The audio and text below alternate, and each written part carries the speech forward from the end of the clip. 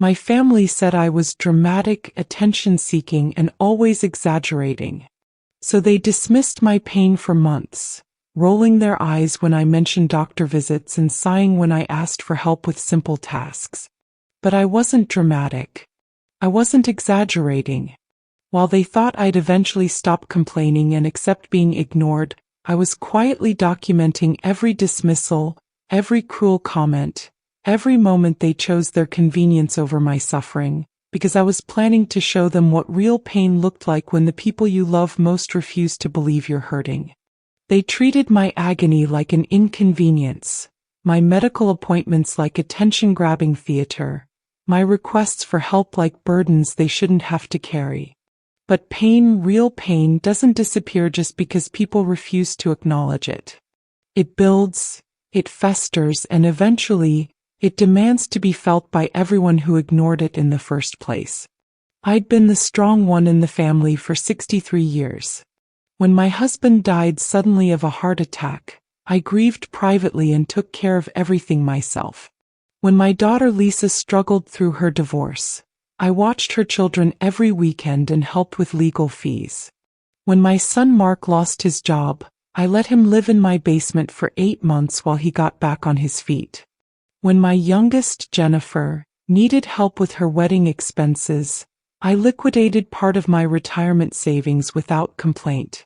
I was the problem solver, the reliable one, the grandmother who never said no to babysitting and never missed a school play or soccer game. For decades, I put my own needs last because my family needed me to be invincible. I scheduled my doctor appointments around their crises, postponed my own plans to accommodate their emergencies, and smiled through my own struggles because someone had to be the strong one. The pain started gradually, a dull ache in my lower back that I attributed to age and too many years of lifting grandchildren and carrying heavy groceries. I mentioned it casually during family dinners, the way you might mention a headache or stiff neck. Everyone nodded sympathetically and suggested heating pads or over-the-counter pain relievers. But as weeks turned into months, the pain intensified. It radiated down my legs, making it difficult to walk long distances. It interrupted my sleep, leaving me exhausted and irritable. Simple tasks like unloading groceries or picking up toys became excruciating ordeals. When I started canceling plans and asking for help with things I'd always handled myself, my family's sympathy began to fade into impatience. "Mom, you need to exercise more," Lisa would say when I mentioned struggling with stairs. "Use it or lose it, you know." Mark rolled his eyes when I asked him to carry my heavy purse, muttering about how I was getting old and needed to accept limitations. Jennifer seemed genuinely bewildered by my complaints. "But you've always been so strong, Mom. Are you sure it's not just in your head?" The suggestion that my pain was psychological hurt more than the physical symptoms themselves. These were the people who'd relied on my strength for decades, who'd never questioned my ability to handle anything life threw at me. Now that I needed their support, they were treating me like someone who was weak and needy and probably imagining half her problems. The first major incident happened during Lisa's birthday party. I'd volunteered to host it at my house as I always did, but as the day approached, I realized I couldn't manage the preparation alone. The pain was severe that week, making it difficult to stand for long periods or lift heavy pots and pans. I called Lisa 3 days before the party. "Honey, I'm having a really hard time with my back this week. Could you help me with some of the cooking, or maybe we could have the party at your house instead?" There was a long pause. "Mom, we've already told everyone it's at your house. The kids are excited about swimming in your pool. Can't you just push through it for one day?" I heard the frustration in her voice, the implication that I was being difficult and unreasonable. So I agreed to keep the party at my house, spent the next 3 days in agony preparing food and cleaning, and smiled through 4 hours of hosting while my back screamed with every movement. When I mentioned to Lisa afterward how much pain I'd been in, she said, "See? You did fine. Sometimes you just have to power through these things." The message was clear. My pain was something to be powered through, ignored, dismissed as an excuse for weakness. The second incident was worse. Mark had asked me to babysit his 2 young children for the weekend while he and his wife went to a wedding. But this particular weekend, I was scheduled for an MRI to investigate the worsening pain in my back and legs. I called Mark to explain. "I'm sorry, but I have a medical appointment on Saturday morning. Could we reschedule, or could you ask someone else to watch the kids?" Mark sighed heavily. "Mom, we've already paid for the hotel and everything. Can't you reschedule the appointment? It's just back pain. Just back pain." As if the thing that was affecting every aspect of my daily life was trivial, unimportant, something that could be rescheduled around his convenience. I ended up canceling the MRI and babysitting his children, spending 2 days chasing after active 5 and 7-year-olds while my back spasmed and my legs went numb. When Mark picked them up, he thanked me absently and mentioned how good it was for me to stay active, instead of sitting around thinking about aches and pains. The pattern continued with Jennifer. When I couldn't attend her book club meeting because I was having a particularly bad pain day, she accused me of making excuses. When I asked her to help me rearrange my living room furniture because lifting heavy items had become impossible, she said I was being overdramatic, and that plenty of women my age managed their own homes just fine.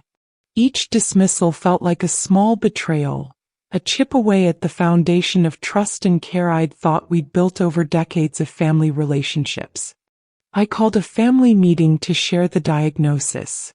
Lisa, Mark, and Jennifer gathered in my living room on a Sunday afternoon, and I could see the barely concealed impatience on their faces. They thought this was another attempt to get attention, another exaggerated complaint about minor discomfort. "The doctor says I need surgery," I told them, holding the MRI results in my trembling hands. "There's significant compression on my spinal cord. If I don't have the procedure within the next few months, I could lose function in my legs permanently." The room was quiet for a moment. Then Mark spoke up. "Surgery seems pretty extreme, Mom. Have you gotten a second opinion?" "Yes. 2 other doctors have reviewed the scans and recommended the same treatment." "What about physical therapy?" Lisa asked. "Or maybe trying some of those injections first?" Jennifer crossed her arms.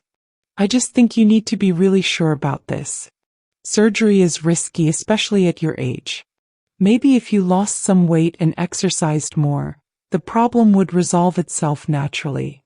I stared at my youngest daughter, suggesting that months of documented, medically verified pain was something I could resolve by going on a diet.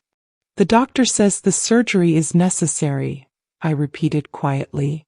"Doctors always want to do surgery," Mark said dismissively. "It's how they make money." "But you function fine most of the time," Lisa interrupted. "You hosted my birthday party, you babysat Mark's kids. If the pain was really as severe as you're claiming, you wouldn't be able to do all those things." The room fell silent. She was using my determination to maintain normal activities despite pain as evidence that the pain wasn't real. Because I'd pushed through agony to meet their needs and expectations, they'd concluded I was exaggerating my symptoms. So because I've been trying to be strong and not let pain control my life, you think I'm lying about how much I'm hurting? "Not lying," Jennifer said quickly. "Just maybe making it bigger than it is. You've always been kind of dramatic about medical stuff."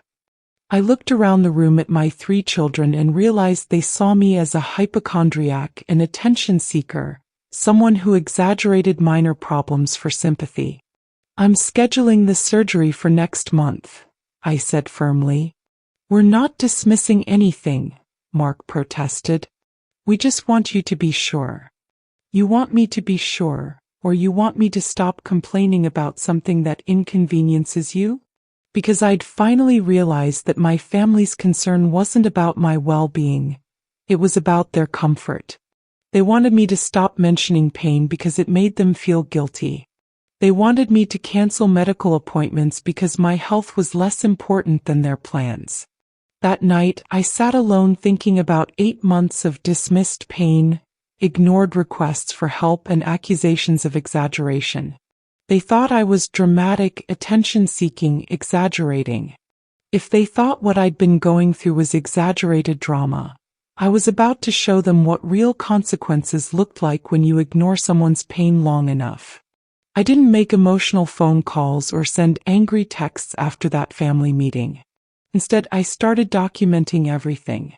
Not just my medical symptoms, but every interaction with my children, every dismissed request for help, every cruel comment about exaggeration and drama. I wrote down dates and quotes.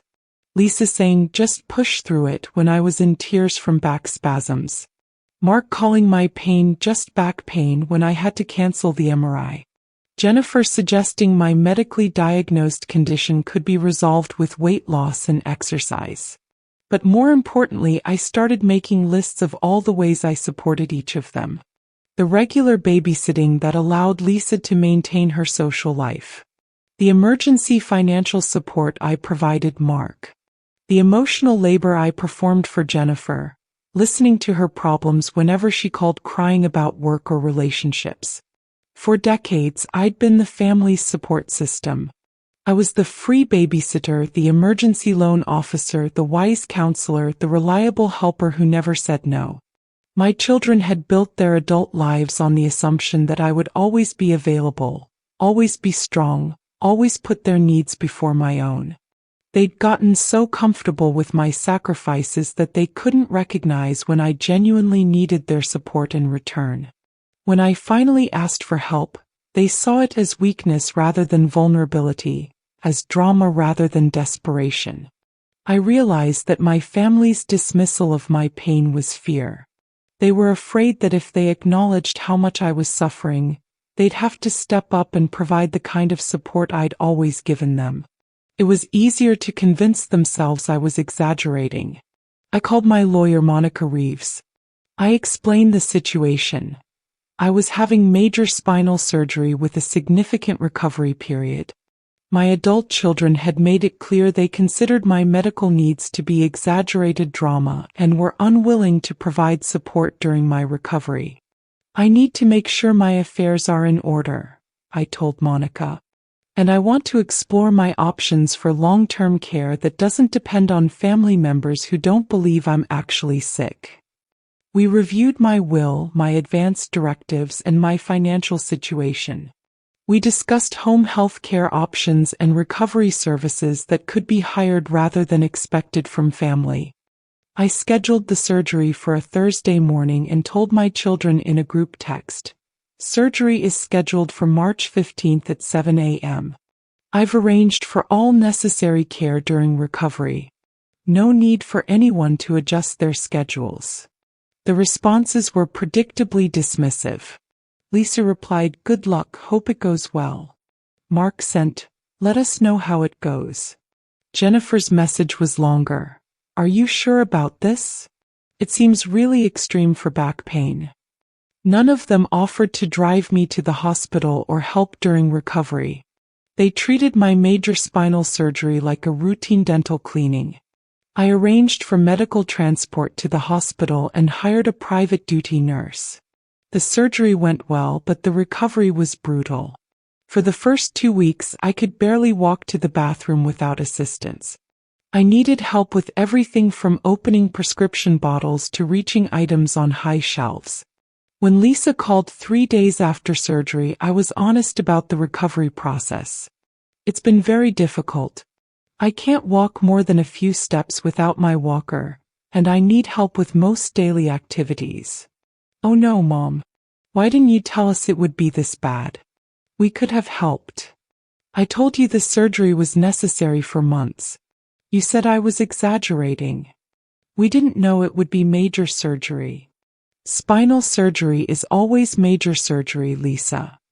"Well, what can we do now?" "No, I've hired people to handle everything." "You hired people? Mom, we're your family."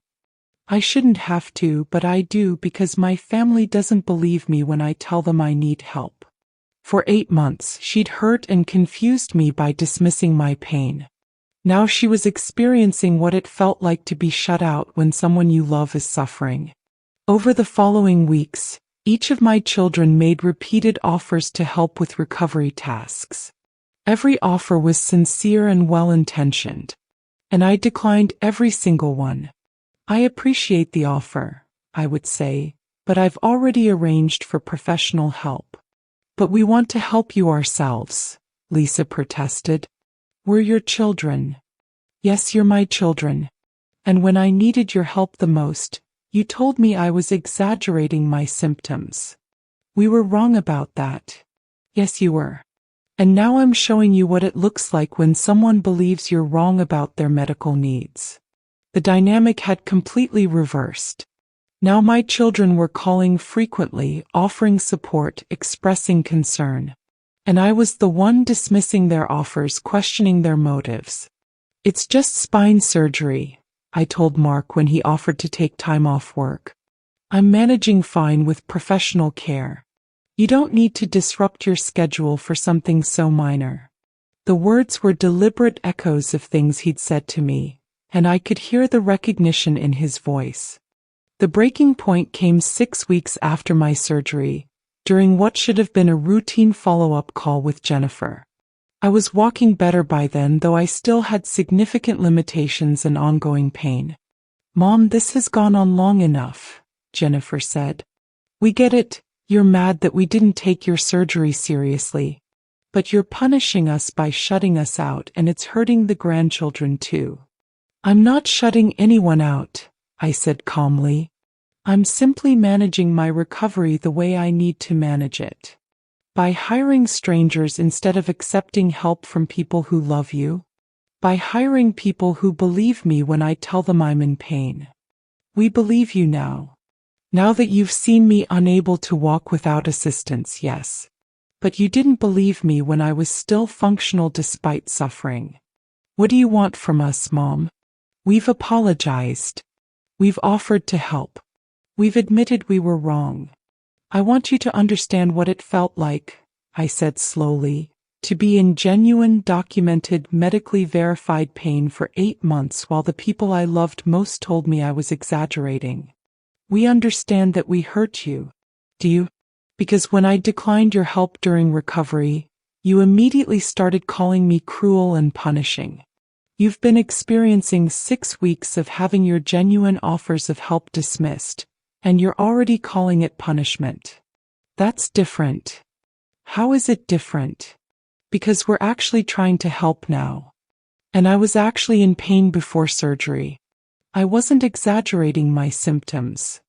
I experienced 8 months of having my pain dismissed as drama, I continued. 8 months of being told I was attention-seeking and exaggerating. 8 months of having my medical needs treated as inconveniences to your schedules. We didn't realize. You didn't want to realize.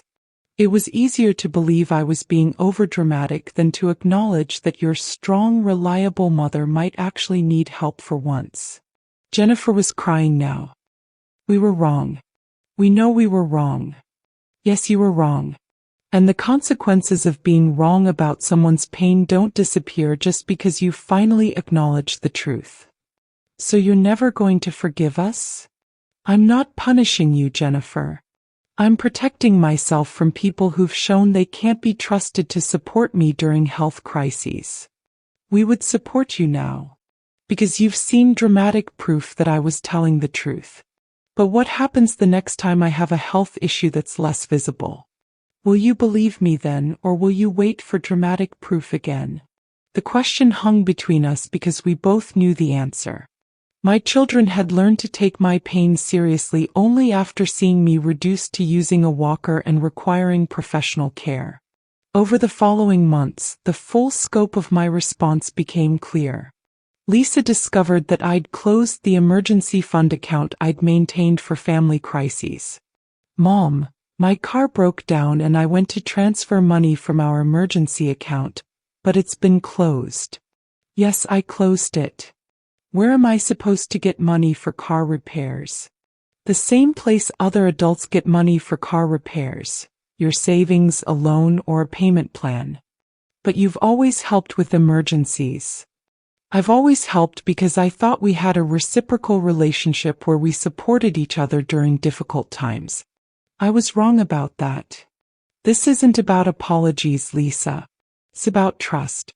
I can't trust you to support me during health crises, so I can't continue providing financial support during your crises.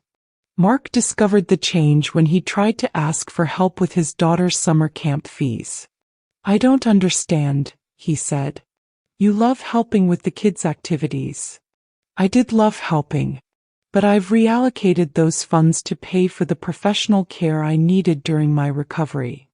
The money I'd previously spent on family emergencies and generous gifts was now allocated to my health and recovery needs. I'd hired a personal trainer to help rebuild strength after surgery. I'd joined a chronic pain support group.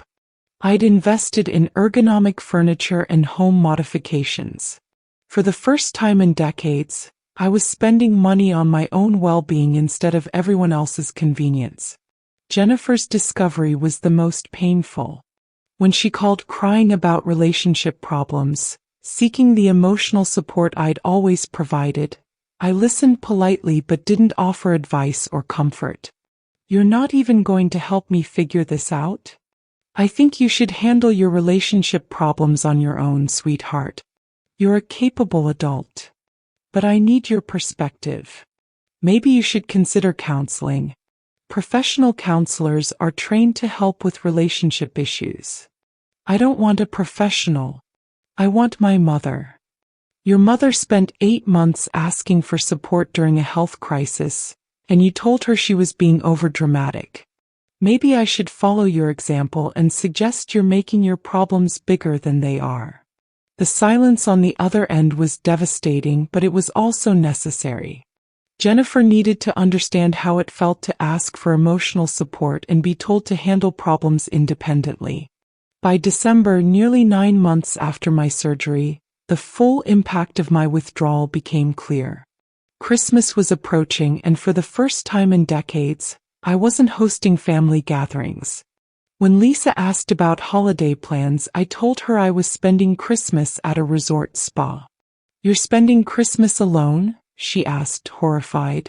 I'm spending Christmas taking care of myself, which is something I should have been doing all along. What about the kids? The kids will have Christmas with their parents, just like millions of other children do. But it won't be the same without you. No, it won't. Just like my recovery wasn't the same without family support. On Christmas Eve, I received a group text from my 3 children. We know we hurt you and we know we can't undo that. But we love you and we miss you. We're sorry we didn't believe you when you needed us to believe you. Please come home for Christmas. I read the message while sitting by a fireplace in the resort lobby. I composed my response carefully. I love you all too. But love isn't enough to rebuild trust that was broken by months of dismissal and disbelief. I need time to heal from more than just surgery. My phone rang immediately. Lisa calling, probably with Mark and Jennifer on speaker. Mom, please. Lisa's voice was thick with tears. We can't have Christmas without you. You'll have Christmas without me the same way I had surgery without you, by making other arrangements. We offered to help after surgery.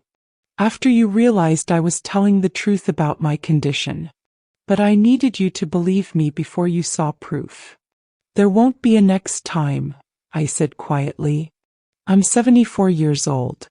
The next health crisis I have might be my last one. I can't spend what time I have left waiting for people who love me conditionally to decide I'm worth supporting. We love you unconditionally. No, you don't. You love the version of me that's strong and uncomplaining and always available to help with your problems. When I became vulnerable and needed support, you decided I was being dramatic and attention-seeking. I spent Christmas morning getting a massage, Christmas afternoon reading by the pool, and Christmas evening having dinner with other resort guests. It was quiet, relaxing, and entirely focused on my own well-being. Everything my family relationships hadn't been for decades. When I returned home after New Year's, there were dozens of messages from my children and grandchildren. I listened to them all, but I didn't respond immediately. Instead, I called Monica, my attorney, and scheduled a meeting to finalize changes to my estate planning. The charitable trust was established. The revised will was signed. Then I called my children and asked them to meet me for lunch at a restaurant.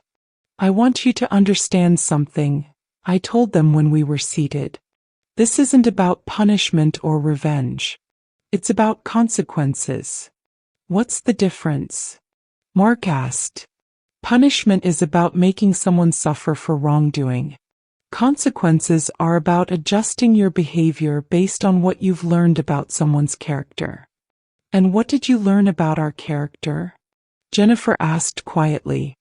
I learned that you love me, but you don't respect my autonomy or believe my experiences. I learned that you'll support me only when it's convenient or when you've seen dramatic proof that I need help. Lisa was crying. We don't see you as a resource. For 8 months, you treated my pain as an inconvenience to your schedules and my medical needs as drama designed to get attention. You used my strength against me, claiming that because I could still function despite suffering, I must not have been suffering very much. We were wrong. Yes, you were. And being wrong about someone's pain has consequences that extend beyond apologies. I pulled out a folder of documents, printouts of text messages, notes from conversations, medical records, and appointment confirmations. This is documentation of every time you dismissed my pain over 8 months, I said, spreading the papers on the table. Every cruel comment, every refused request for help, every accusation of exaggeration. They stared at the papers in shock, seeing their own words reflected back at them. Jennifer picked up one of the printed text messages. Her own words telling me that spine surgery seemed extreme for back pain, and I watched her face crumble. I can't believe I said this, she whispered. You said it because you didn't want to believe I was in real pain. It was easier to convince yourself I was exaggerating than to face the possibility that you'd have to step up and help me. Lisa was reading through appointment cancellation records. All the times I'd rescheduled medical care to accommodate their needs. You canceled your MRI to babysit my kids, she said, her voice hollow. Multiple times. Because you told me it was just back pain, and your plans were more important. Mark was looking at financial records showing the money I'd spent on professional care during recovery. You paid thousands of dollars for help we could have given you for free. I paid for help I could trust, I corrected. You proved I couldn't trust you to believe me when I said I was suffering. The lunch lasted 3 hours. My children were forced to confront the reality of how they'd treated me through objective evidence of their own words and actions. By the end, all 3 were sobbing. How do we fix this? Lisa asked. How do we earn back your trust? You don't, I said simply. You can't undo 8 months of dismissing my pain any more than I can undo the permanent changes to my spine. Some damage can't be repaired. It can only be lived with. So we're just done? Forever? Jennifer asked. We're different now, I said. Our relationship is permanently changed because you showed me who you really are when I needed you most. I still love you, but I can't depend on you. I still care about you, but I can't trust you with my vulnerability. The conversation ended with them understanding that this wasn't a temporary punishment. This was a permanent adjustment to our relationship based on their demonstrated inability to provide support during genuine crisis. 2 years after my surgery, I was sitting in my garden reading when Jennifer's car pulled into my driveway. She moved slowly, one hand pressed to her lower back. Hi, Mom, she said, settling carefully into the chair across from me. I hope you don't mind me stopping by. Of course not. How are you feeling? She was quiet for a moment, shifting to find a comfortable position. I've been having some back problems lately. I went to the doctor yesterday. I waited without responding. He says I have some herniated discs. He recommended physical therapy and said if it doesn't improve, we might need to discuss other options. I'm sorry to hear that, I said simply. The thing is, she continued, when I told David about it, he said maybe I should just try exercising more and losing some weight. When I mentioned that it was keeping me awake at night, he suggested I was probably just stressed from work. The parallel was unmistakable. How did that make you feel? I asked gently. Angry. Frustrated. Like he wasn't taking me seriously, like he thought I was making a big deal out of nothing. She paused. Like he didn't believe I was really in pain. We sat in silence, watching the wind move through the roses I'd planted after my recovery. They were blooming beautifully now, red and full and stronger for having survived their first harsh winter. I understand now, Jennifer said finally, what it felt like when we didn't believe you. Do you? It's not just that it hurts physically. It's that the people who are supposed to care about you most are telling you that your experience of your own body isn't valid. I nodded. That's exactly what it's like. I'm sorry, Mom. I'm not saying that because I want something from you or because I think it will fix what happened between us. I'm saying it because I finally understand what we put you through and I'm genuinely sorry. It was the first apology that felt complete. Not because Jennifer wanted to restore our old relationship, but because she truly comprehended the harm that had been done. Thank you, I said. That means more than you know. I don't expect forgiveness. I forgave you a long time ago, sweetheart. Forgiveness and trust are different things. She nodded, tears in her eyes. I know. I just wanted you to know that I finally get it. When she was leaving, she hugged me carefully, mindful of both her back pain and the emotional distance that still existed between us. I hope your physical therapy helps, I told her. Me too. And Mom? If it doesn't help and if I need something more serious, I won't ask you to take care of me. I know I lost that right.